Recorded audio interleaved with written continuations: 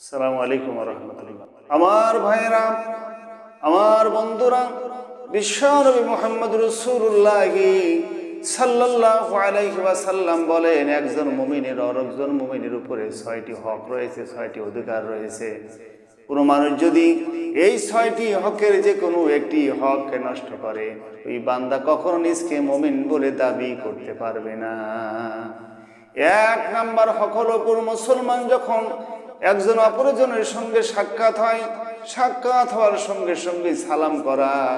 কোনো বান্দা যদি কারোর প্রতি গুসা করে, রাগ করে, হিংসা করে সালাম না দেয়, ওই বান্দা মুমিনের খাতার থেকে তার নামটা কেটে যায়। 2 নাম্বার, কোনো মানুষ যদি অসুস্থ হয়ে যায়, অসুস্থ ব্যক্তিকে সাক্ষাৎ করতে যাওয়া, তাকে দেখতে যাওয়া একজন মুসলমানের হক। কোনো মুমিন যদি হিংসা করে কাউকে দেখতে না যায়, মুমিনের খাতা থেকে তার নামটি কেটে যায়। 3 নাম্বার, কোনো মানুষ যদি মরে যায়, মরে যাওয়ার পর তার জানাজা করে তাকে দাফন কাফনে শরীক হওয়া, দাফন কাফন জানাজা যদি শরীক না হয়, হিংসা করে মুমিনের খাতা থেকে বান্দার নামটা কেটে যায়। তারপর 4 নাম্বার হলো, কোন বান্দা যদি তোমাকে দাওয়াত দেয়, দাওয়াতটা কবুল করা, দাওয়াতটা গ্রহণ করা। তোমাকে অবশ্যই মুমিনের দাওয়াত গ্রহণ করতে হবে, কবুল করতে হবে।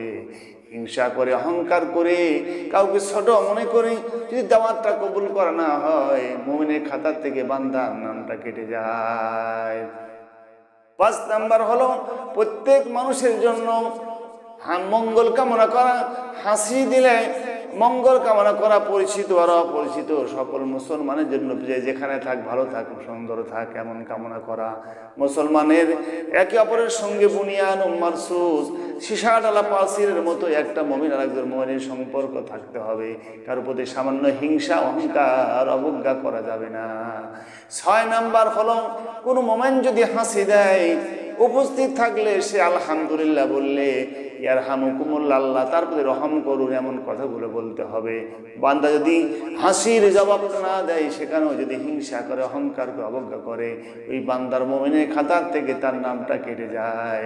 সুতরাং আল মুমিনুল মুমিনু সিত্তুল খিসাল, একজন মুমিন আর একজন মুমিনের 6টা অধিকারের প্রতি প্রত্যেক মুমিনের আমল করা ওয়াজিব।